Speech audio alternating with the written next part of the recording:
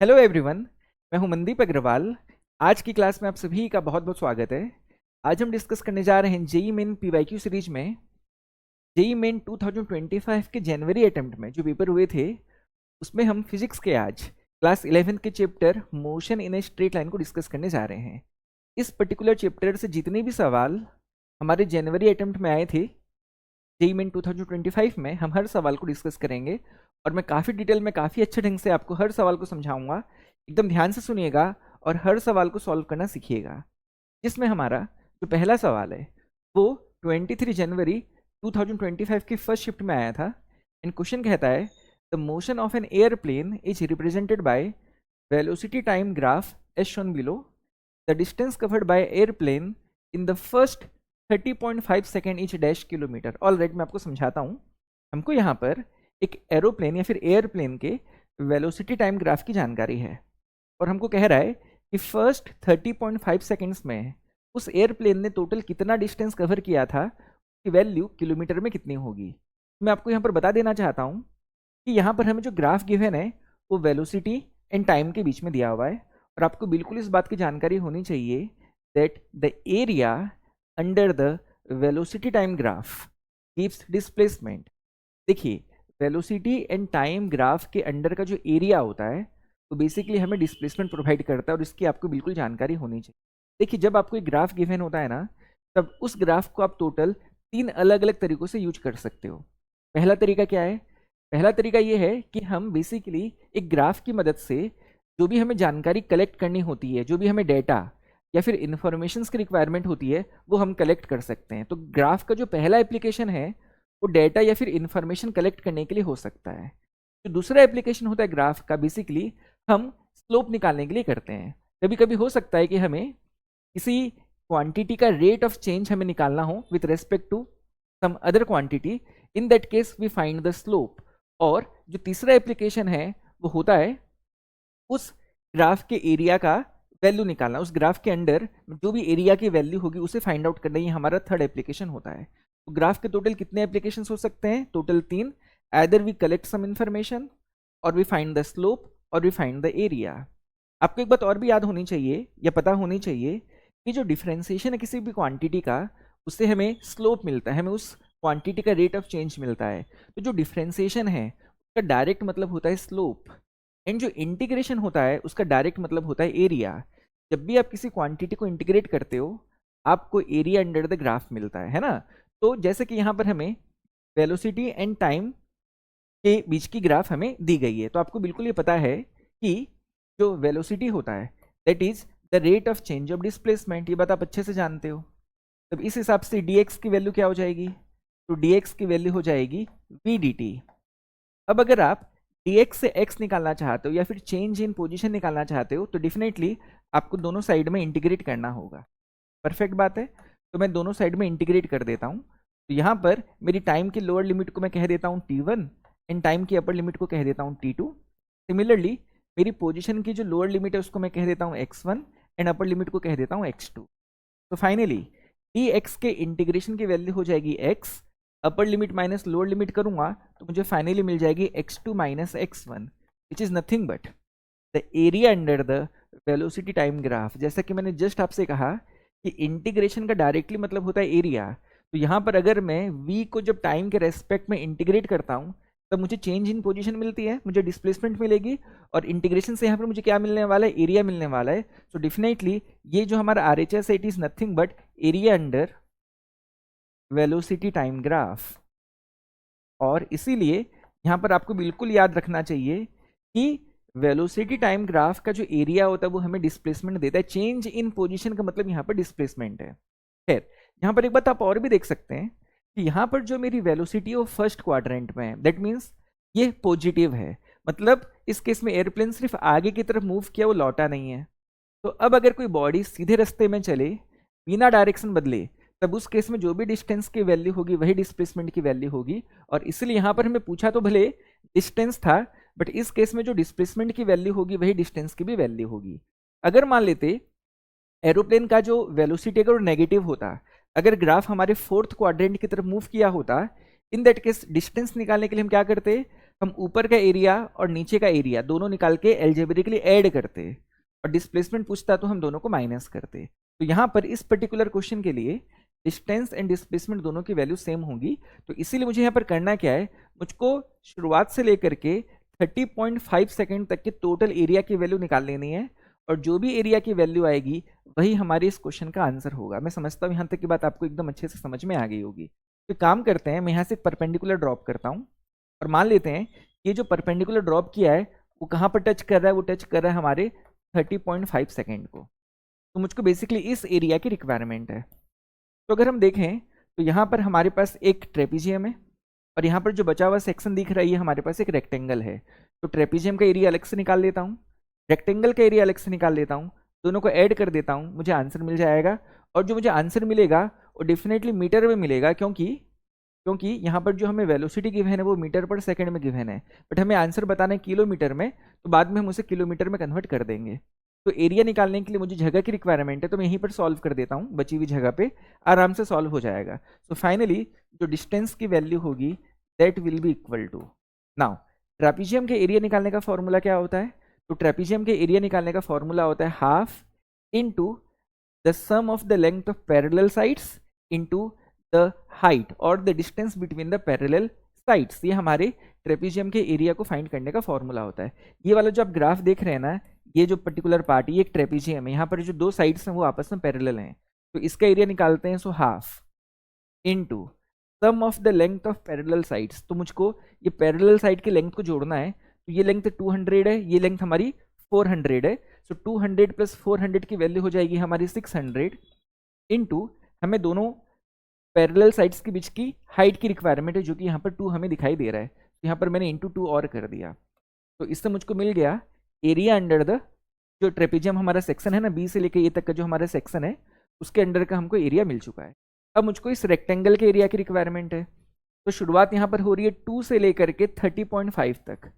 तो अगर मैं बेस की वैल्यू पूछूं, it will be equal to 30.5 minus 2, and 30.5 minus 2 की वैल्यू कितनी हो जाएगी, it will be equal to 28.5। Yes और नो, है ना। अब अगर मैं इस हाइट की बात करूं तो ये हाइट की वैल्यू कितनी है मेरी इस रेक्टेंगल की, मैं इस रेक्टेंगल की बात कर रहा हूं, और इस रेक्टेंगल के लिए है ना जो मेरी हाइट की वैल्यू होगी वो 400 होगी, तो यहाँ पर मुझे इंटू 400 और कर देना चाहिए। बस इसे सॉल्व करते हैं, आंसर है ना। तो देखिए यहाँ पर 2 and 2 एलिमिनेट हो जाएंगे, तो बचने वाला है मेरे पास 600 प्लस, अब मुझको 28.5 को 400 से मल्टीप्लाई करना है। तो पहले मैं 285 को 4 से मल्टीप्लाई कर देता हूँ, तो 4 5 जा इच 20, कैरी इच 2, 8 4 जा 32 प्लस 2 इच 34, कैरी इज 3, 4 2 जा 8 प्लस 3 इच 11। तो फाइनली मुझको इतना मिल चुका है। अब क्योंकि 2 जीरोज और भी हैं 4 के बाद, तो मुझे और 2 जीरोज लगा देने चाहिए, और क्योंकि डेसिमल के बाद एक डिजिट प्रेजेंट है तो यहाँ पर मुझे डेसिमल भी लगा देना चाहिए। तो फाइनली मेरी वैल्यू आ रही है 11,400 और यहाँ पर 600 है।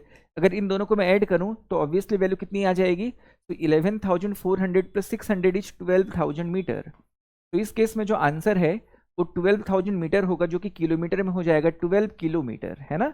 और इसीलिए इस क्वेश्चन का आंसर 12 होना चाहिए। तो अगर हम देखें तो 12 हमारे ऑप्शन 4 में है, और इसलिए ऑप्शन 4 हमारे इस क्वेश्चन का एकदम सही जवाब होगा। मैं उम्मीद करता हूं आपको ये सवाल अच्छे ढंग से समझ में आ गया होगा। अगले क्वेश्चन की तरफ चलते हैं।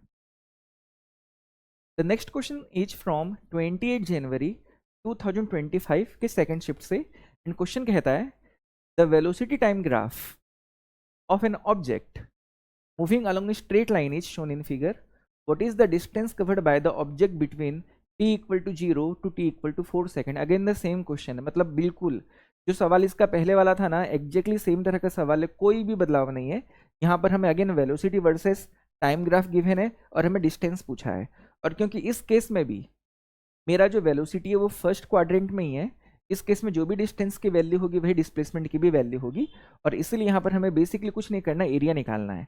तो area under the velocity time graph gives displacement, और क्योंकि मेरा पूरा ग्राफ फर्स्ट क्वाड्रेंट में है इसीलिए हमारी वेलोसिटी क्योंकि हमेशा पॉजिटिव है, मतलब बॉडी सिर्फ जा रही है, एक पर्टिकुलर डायरेक्शन में गई है, किसी भी तरह का वहाँ पर टर्निंग नहीं है, तो डिस्टेंस एंड डिस्प्लेसमेंट दोनों सेम हो जाएंगे।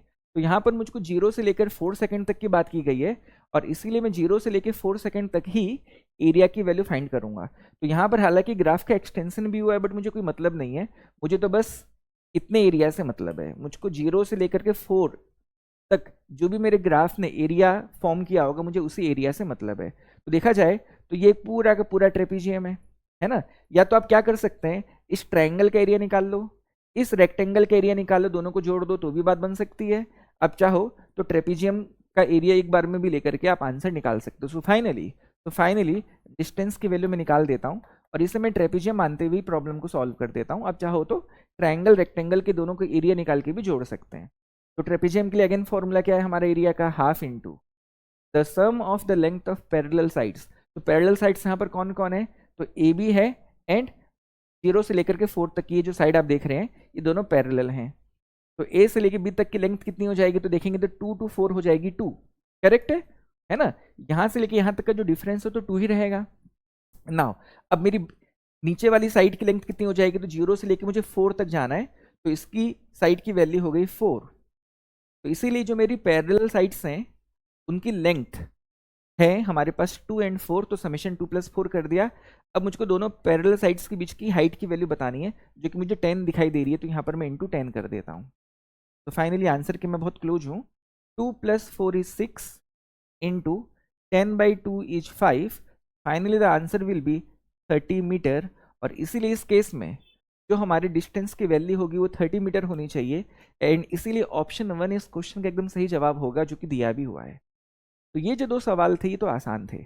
नेक्स्ट क्वेश्चन 29 जनवरी 2025 के सेकंड शिफ्ट से है। एक्चुअली जेईई मेन 2025 के जनवरी अटेम्प्ट में मोशन इन स्ट्रेट लाइन से टोटल 3 सवाल आए थे, जिसमें से 2 सवाल ऑलरेडी हमने सॉल्व कर लिया, और वो 2 सवाल काफ़ी आसान भी थे।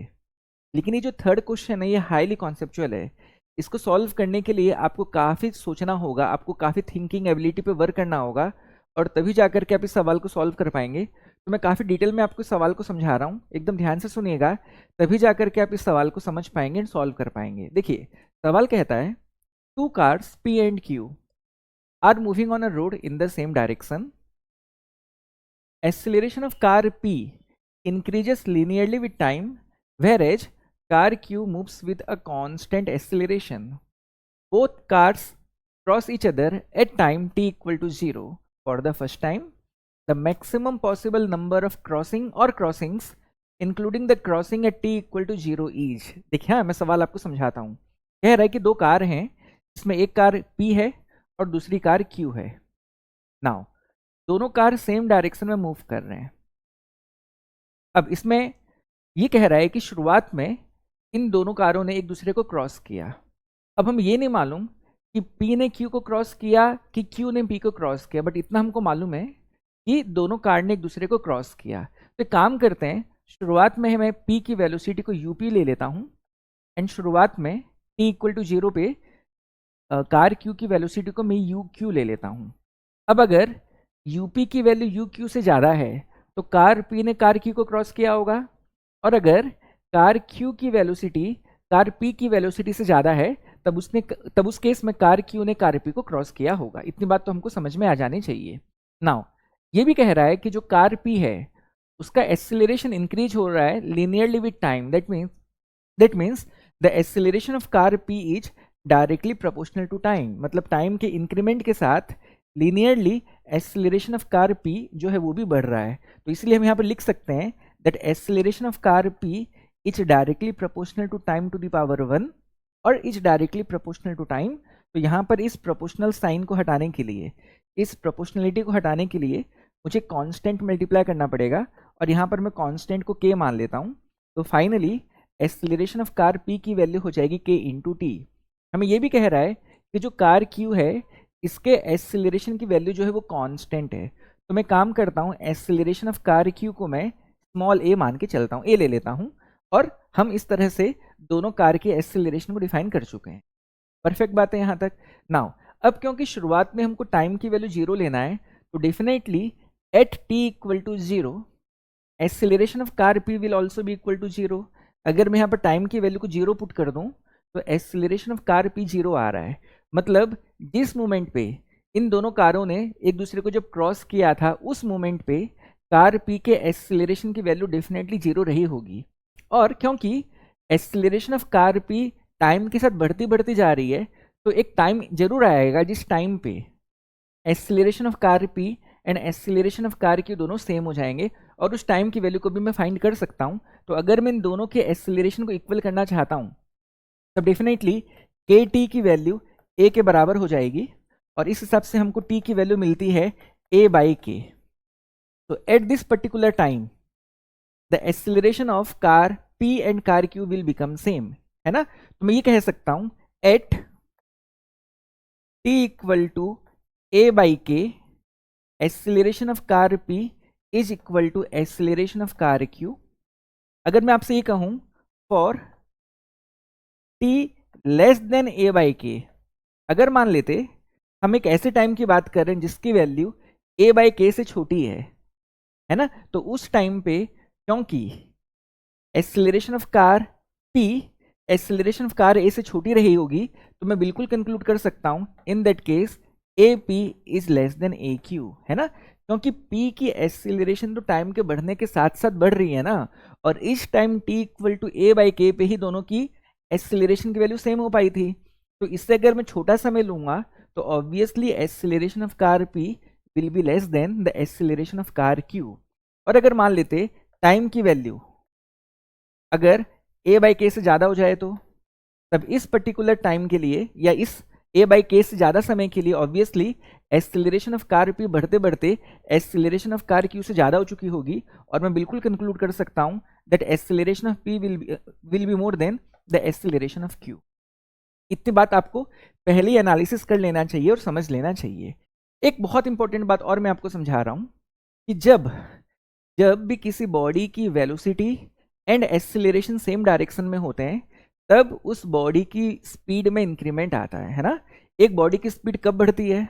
एक बॉडी की स्पीड तब बढ़ती है जब बॉडी की वेलोसिटी एंड एक्सीलरेशन दोनों सेम डायरेक्शन में होते हैं। तो आपको इस बात को बिल्कुल बिल्कुल याद रख लेना चाहिए, व्हेन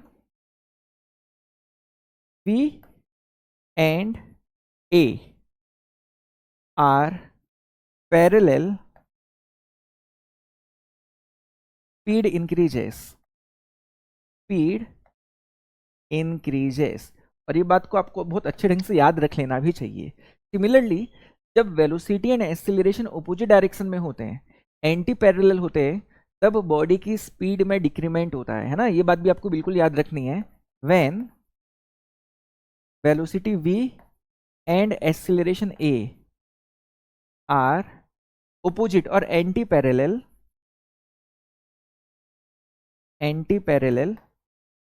speed decreases, तब स्पीड में डिक्रीमेंट आता है। तो कब एक बॉडी की स्पीड बढ़ती है? जब velocity and acceleration same direction में होते हैं।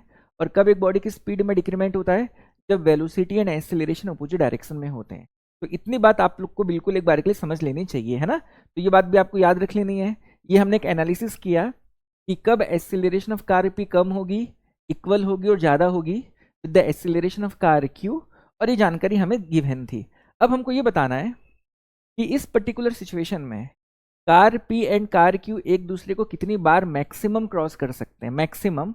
और इस काउंटिंग में हमको टी इक्वल टू 0 की भी जो काउंटिंग है उसको हमें कंसिडर करना है और हमें सवाल का आंसर देना है। तो देखिए हमारे सामने यहाँ पर क्या क्या पॉसिबिलिटीज हो सकती हैं। तो हमें ये तो मालूम है कि दोनों कार की वेलोसिटी सेम डायरेक्शन में है, मतलब शुरुआत में दोनों सेम डायरेक्शन में जा रहे थे, ये बात तो एकदम क्लियर है। बट हमें ये नहीं मालूम कि दोनों की एक्सीलरेशन का डायरेक्शन भी सेम है क्या। इस सवाल में ऐसा कहीं भी नहीं कहा है कि दोनों कार की एक्सीलरेशन भी सेम डायरेक्शन में है। हमें नहीं मालूम कि दोनों कार की एक्सीलरेशन सेम डायरेक्शन में है कि ओपोजिट डायरेक्शन में है, और इसीलिए हमको हर केस को यहाँ पर कंसिडर करना पड़ेगा और हमें तब जाकर के अपने सवाल के आंसर तक पहुँचना पड़ेगा। तो ये एक ऐसा सवाल है जहाँ पर आपको बहुत सारे अलग अलग केसेस को कंसिडर करते हुए आपको फाइनली आंसर तक पहुँचना होगा। और मैं आपके सामने इन केसेस को रख रहा हूँ, और अगर आप ध्यान से सुनेंगे तो आपको हर केस समझ में आ जाएगा और आप फाइनली करेक्ट आंसर जज कर पाएंगे। तो देखिए मैं समझाता हूँ। तो नाउ अब मान लेते ये मेरी कार पी है और इसकी वेलोसिटी शुरुआत में यूपी हमने ली हुई है, एंड कार क्यू की जो वेलोसिटी शुरुआत में हमने यू क्यू ली हुई है, और मैं ये भी मान के चलता हूँ कि शुरुआत में दोनों की एक्सीलरेशन सेम डायरेक्शन में थी। ये हम मान के चलते हैं कि शुरुआत में दोनों कार की, मतलब हमको क्योंकि दो केस लेने हैं, या तो एक्सीलरेशन दोनों का सेम डायरेक्शन में रहा होगा या तो फिर अपोजिट डायरेक्शन में रहा होगा। तो ये मेरा केस 1 है एक्चुअली, और इस केस में मैं दोनों कार के एक्सीलरेशन को सेम डायरेक्शन में लेकर के चल रहा हूँ। तो दोनों कार की एक्सीलरेशन फिलहाल सेम डायरेक्शन में है। इसकी वैल्यू हो गई k इंटू टी, और इसकी वैल्यू हो गई कांस्टेंट a। परफेक्ट बात है। अब देखिए मैं समझाता हूँ। तो let us consider let UP is more than UQ। मैं ऐसा मान करके चलता हूँ कि शुरुआत में P की जो वेलोसिटी थी वो कार Q की वेलोसिटी से ज़्यादा थी। ठीक, मतलब कार P ने कार Q को क्रॉस किया। परफेक्ट। अच्छा, अब मेरी बात समझना। अब यहां पर यह भी तो है जरूर कि जब तक टाइम की वैल्यू a बाई के से छोटी थी, है ना, यहां पर हमने बिल्कुल लिखा हुआ है इसके पहले वाले पेज में कि for time less than a by K acceleration of p is less than acceleration of q। तो यहां पर मैं आपको ये समझाना चाह रहा हूं कि for t less than a by K acceleration of car p is less than acceleration of car q। हाँ कि नहीं, ये बात तो बिल्कुल हम समझ सकते हैं।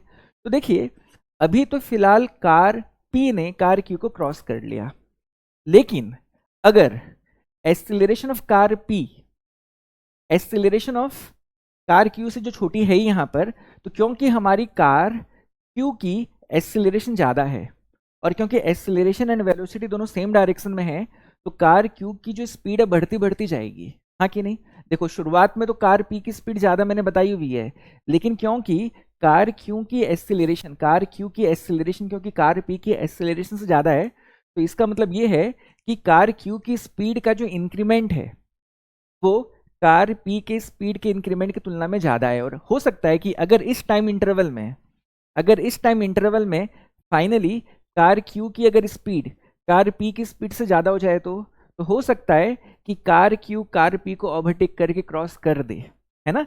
लेकिन उसके लिए क्या होना होगा कि अगर हमारी कार Q को कार P को ओवरटेक करना है तो इतने टाइम के अंदर में ही करना होगा। तो अगर इस टाइम इंटरवल के अंदर, अगर इस टाइम के मतलब for t less than a by के में अगर एक्सीलरेशन ऑफ कार Q जो कि ज़्यादा है, और अगर वो अपनी स्पीड को बढ़ाते फाइनली कार P की स्पीड से ज़्यादा कर ले और P को क्रॉस कर ले, तो ओवरटेक होना पॉसिबल है वहाँ पर। तो यहाँ पर अब टोटल कितनी क्रॉसिंग हो चुकी हैं शुरुआत को मिला करके, तो शुरुआत को मिला करके 2 क्रॉसिंग हो चुकी हैं। लेकिन क्योंकि P के एक्सीलरेशन की वैल्यू कंटिन्यूसली बढ़ती जा रही है, तो फिर एक ऐसा टाइम आएगा, कौन सा time, for t greater than a by के। अब क्या हो जाएगी, acceleration of car P will be more than acceleration of car Q, और अब फाइनली स्पीड ऑफ जो कार P है उसका इंक्रीमेंट कार Q की स्पीड के तुलना में ज़्यादा रेट में इंक्रीज करेगा, और फाइनली वापस से कार P कार Q को ओवरटेक कर लेगी। और इसलिए यहाँ पर टोटल अगर हम देखें तो टोटल 3 क्रॉसिंग्स हो सकती हैं car P and car Q के बीच में, हाँ कि नहीं, है ना। तो इस सिचुएशन में अगर हम देखें तो टोटल कितनी क्रॉसिंग्स पॉसिबल है, टोटल 3 क्रॉसिंग्स पॉसिबल है। पहला कब, जो शुरुआत में ही हो गया था, कार P ने कार Q को ओवरटेक किया, तो पहली क्रॉसिंग थी शुरुआत में, t इक्वल टू 0 के लिए हम बात कर रहे हैं। अब मैं दोबारा क्या कह रहा हूं कि for time less than a by K acceleration of car Q is more than acceleration of car P, और इस टाइम इंटरवल में कार Q की स्पीड का इंक्रीमेंट कार P के स्पीड के इंक्रीमेंट की तुलना में ज़्यादा है, और हो सकता है स्पीड बढ़ते वो कार P को ओवरटेक कर जाए। तो दूसरी क्रॉसिंग हो गई। नाउ अब क्योंकि acceleration of car P time के साथ कंटिन्यूसली इंक्रीज होता जा रहा है, तो फिर होते acceleration of car P will be more than the acceleration of car Q after time a by के, और तब वापस से फिर ज़्यादा रेट में, क्योंकि अब कार P की स्पीड में इंक्रीमेंट है, वापस से कार Q को ओवरटेक करके यहाँ पर फाइनली 3 हमारी क्रॉसिंग हो जाएंगी। तो ये मेरी पहली पॉसिबिलिटी है। नाउ अब अगर हम ये मान करके चलें कि कार Q की वेलोसिटी शुरुआत में जो स्पीड थी वो कार P की स्पीड से ज़्यादा थी शुरुआत में, हम अगर ये मान करके चलते हैं तो क्या होगा, तो देखो यहाँ पर समझना एकदम आसान है। तो पहली क्रॉसिंग तो t इक्वल टू 0 में हो चुकी है। नाउ अब हम देख रहे हैं कि कार Q की स्पीड भी ज़्यादा है, एंड इस टाइम इंटरवल के लिए कार क्यू की एक्सेलरेशन भी ज़्यादा है, मतलब कार क्यू की जो स्पीड का इंक्रीमेंट वो बहुत जल्दी जल्दी हो रहा है as compare to the acceleration of car P. लेकिन इस टाइम के बाद, इस पर्टिकुलर टाइम के बाद, जैसे ही acceleration of car P will be more than the acceleration of car Q, अब कार पी की स्पीड में जो इंक्रीमेंट है वो कार क्यू की स्पीड के इंक्रीमेंट से ज़्यादा रेट में होने लगेगा, और फाइनली इस टाइम के बाद कभी भी कार पी कार क्यू को फिर ओवरटेक करेगी। और यहाँ पर सिर्फ दो ही ओवरटेक हो पाएंगे, क्योंकि इसके बाद जब भी कार पी कार क्यू को ओवरटेक करेगी, अब कार क्यू कभी भी कार पी को ओवरटेक नहीं कर सकती, बिकॉज कार पी की जो एक्सेलरेशन है वो ऑलरेडी कार क्यू के एक्सेलरेशन से ज़्यादा ही है, और स्पीड भी ज़्यादा हो चुकी है कार पी की, तो अब क्यू का वापस से पी को ओवरटेक करने की कोई पॉसिबिलिटी नहीं है। तो for this particular case number of maximum crossing can B 2, जो आपको समझना चाहिए। ठीक, तो यहाँ पर इतनी बातें मैं समझता हूँ कि आपको एकदम क्लियरली समझ में आ गया होगा। अब हम बात करते हैं कि अगर पी एंड क्यू के एक्सेलरेशन का डायरेक्शन अगर ओपोजिट हो तो कितनी क्या क्या पॉसिबिलिटीज हो सकती हैं। तो car P and car Q दोनों की शुरुआत में जो वेलोसिटीज थी वो सेम डायरेक्शन में थी, ये हमको सवाल में कहा था, बट इनके एक्सेलरेशन का डायरेक्शन जो है ओपोजिट है। अब इसमें भी दो बातें हो सकती है कि एक्सेलरेशन ऑफ पी राइटवर्ड है तो एक्सेलरेशन ऑफ क्यू लेफ्टवर्ड होगा, या फिर एक्सेलरेशन ऑफ पी लेफ्टवर्ड है तो एक्सेलरेशन ऑफ क्यू राइटवर्ड होगा। तो और दो पॉसिबिलिटीज यहाँ पर आ सकती हैं। तो काम करता हूँ मैं फिलहाल के लिए एक्सेलरेशन ऑफ कार पी को मैं लेफ्टवर्ड ले लेता हूँ, and acceleration of car Q को मैं राइटवर्ड ले लेता हूँ, है ना, और ऐसा हम मान करके चलते हैं। तो अब देखते हैं हम क्या होगा। तो देखो यहाँ पर एक बात समझना बहुत ईजी है कि कार क्यू की velocity, initial velocity, and car Q का एक्सेलरेशन दोनों सेम डायरेक्शन में है, मतलब इसकी स्पीड क्या होगी, इसकी स्पीड बढ़ती बढ़ती बढ़ती बढ़ती जाएगी। परफेक्ट बात है। अब देखो कार पी के इनिशियल वेलोसिटी एंड एक्सेलरेशन दोनों का डायरेक्शन अपोजिट है। इसका ये मतलब है कि कार पी की स्पीड में डिक्रीमेंट होता चला जाएगा, और फाइनली कार पी की स्पीड में डिक्रीमेंट होते होते होते होते किसी जगह पे कार पी रुकेगी, और क्योंकि उसका एक्सेलरेशन लेफ्टवर्ड है तो अब लेफ्ट की तरफ जाने लग जाएगी, है ना। इसका यही मतलब है कि यहाँ पर कुछ समय के बाद कार पी की अब मूवमेंट राइट की तरफ न होते वो लेफ्ट की तरफ होने लग जाएगी। तो अब मैं ये मान करके चलता हूँ कि velocity of car P is more then initial velocity of car Q, ऐसा मैं मान करके चलता हूँ कि पी की जो इनिशियल वेलोसिटी थी क्यू की इनिशियल वेलोसिटी से ज़्यादा है, ऐसा मान करके चलते हैं। अब क्या हो रहा है यहाँ पर, क्यू की स्पीड में इंक्रीमेंट होता चला जा रहा है। अच्छा, एक बात और थी कि कार पी ने कार क्यू को ओवरटेक किया होगा, क्योंकि कार की इनिशियल स्पीड कार क्यू की इनिशियल स्पीड से ज़्यादा बताई गई है। अब इस केस में पी ने क्यू को क्रॉस तो कर लिया, बट हो क्या रहा है कि पी का वेलोसिटी एंड एक्सेलरेशन क्योंकि अपोजिट है तो ये स्लो स्लो होता चला जा रहा है, हाँ कि नहीं, और क्यू की स्पीड बढ़ती बढ़ती जा रही है। तो एक टाइम आएगा, क्योंकि पी स्लो होती जा रही है और क्यू फास्ट होता जा रहा है, तो एक टाइम आएगा कि क्यू फाइनली पी को ओवरटेक कर लेगी, और अब पी स्लो होकर के फिर लौटना चालू करेगी। तो यहाँ पर मैक्सिमम क्रॉसिंग कितनी हो सकती है, तो यहाँ पर number of maximum crossing can be equal to 2 और विल बी इक्वल टू 2, हाँ कि नहीं। पहला कौन सा, t इक्वल टू 0 पे, अब क्योंकि p ने q को क्रॉस किया और क्योंकि p डिसिलरेट होती जा रही है, तो फाइनली q p को एक बार और ओवरटेक करके हमारी नंबर ऑफ क्रॉसिंग जो हो जाएगी 2 हो जाएगी।